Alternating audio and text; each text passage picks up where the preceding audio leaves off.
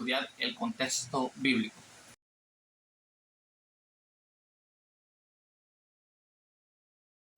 El contexto bíblico es muy importante, ya que si tomamos un texto bíblico sin su contexto, podemos malinterpretarlo.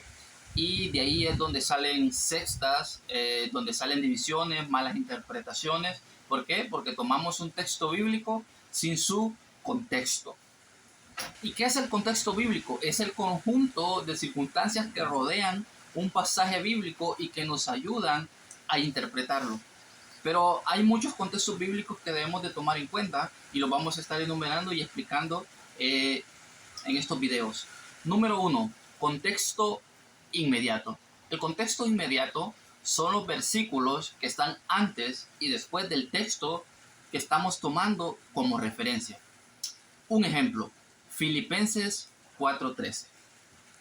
Dice Filipenses 4:13, un versículo muy conocido que a todos nos gusta, nos encanta, nos motiva. Y dice, todo lo puedo en Cristo que me fortalece.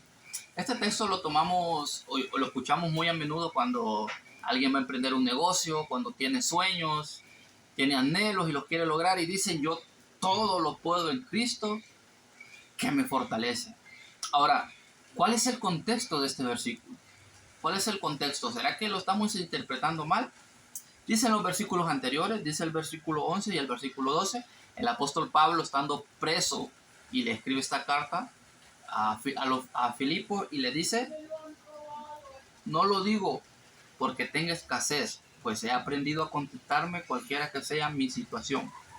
Sé vivir humildemente y sé tener abundancia en todo y por todo.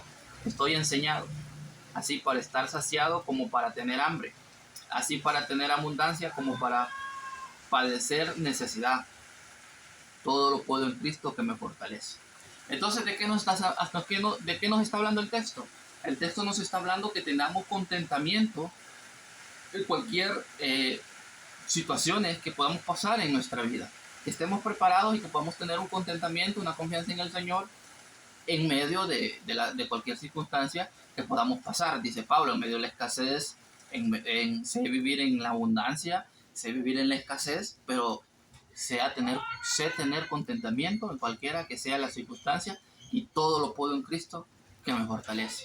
Entonces vemos que el texto nos está hablando que tengamos contentamiento en cualquier circunstancia que pasemos. Ese es el contexto de este texto. Vamos a ver otro ejemplo de contexto inmediato. Vamos a ver otro ejemplo donde muchas veces obviamos el contexto inmediato. Hay un pasaje que dice, donde 2 o 3 congregados en mi nombre estén, ahí estoy yo con ellos. ¿Alguna vez lo has escuchado? ¿Alguna vez lo has escuchado en tu congregación cuando hay poca gente? En algún lugar donde hay una reunión y hay poca gente, ¿cómo lo utilizan las personas? Pues lo utilizan para motivar a las personas y dicen, hermano, no se preocupen, donde hay 2 o 3 congregados en mi nombre, ahí estoy yo, dice el Señor. Ahora yo les pregunto, ¿y si solo estás tú solo? ¿Está el Señor contigo? ¿Qué pasa cuando estás tú solo? Pues claro que ahí está el Señor. Porque estamos obviando el contexto y ese no es el contexto de este versículo. Y para ello vamos a interpretar el pasaje para que podamos ver el contexto, o sea, los versículos que están antes y después de este pasaje. Para ello les invito a que vayamos a Mateo capítulo 18, versículo 15. Un tip muy importante es que vemos que nuestras Biblias están divididas y hay siempre un título y vemos que el título nos dice cómo se debe perdonar al hermano. Desde ahí vamos viendo que no hay indicio de que hable de la congregación, de cuando nos reunimos, sino que está hablando más de el perdón. Entonces dice, por tanto, si tu hermano peca contra ti, ve y repréndele estando tú y él solos. Si te oyere, has ganado a tu hermano.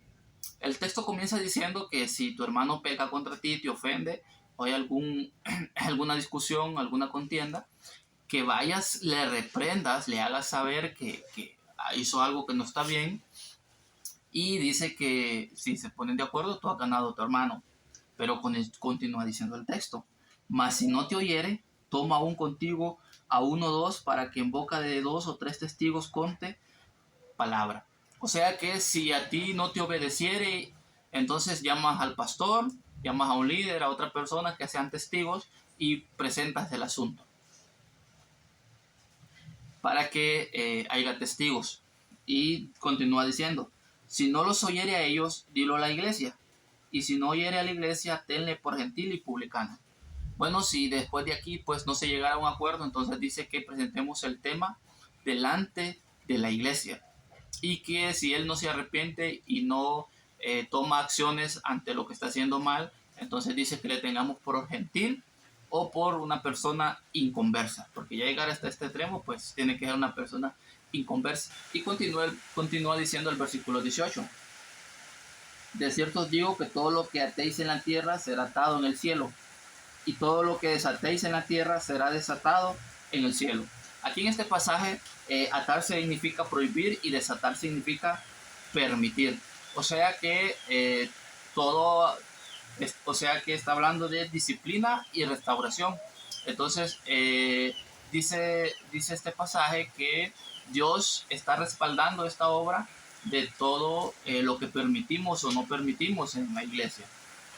Entonces, esta persona, si persiste en pecar, entonces queda atado, o sea, queda con prohibiciones de ir a la iglesia y de ejercer muchas cosas. Pero si esta persona se convierte y se retracta de su ofensa y se vuelve al Señor, entonces esta persona acepta la disciplina y viene la restauración a su vida. Entonces aquí es donde Jesús continúa hablando y dice, otra vez os digo que si dos de vosotros se pusieren de acuerdo en la tierra acerca de cualquier cosa que pidieren, les será hecho por mi Padre que está en los cielos. Y dice el versículo 20, porque donde están dos o tres congregados en mi nombre, ahí yo estoy en medio de ellos. O sea, Jesús dice, yo estoy respaldando cuando hacemos las cosas para restaurar a las personas y cuando hacemos las cosas en base a la palabra. Entonces, y hay acuerdos entre hermanos, yo estoy ahí presente, respaldando esto, pero en ningún momento está hablando de cuando nos congregamos y si hay poca gente. Claro que el Señor está, pero no es su contexto inmediato, y continúa hablando el pasaje para luego explicarnos acerca de cómo debemos perdonar al hermano. Entonces vemos que cuando no tomamos el contexto de un versículo, lo malinterpretamos.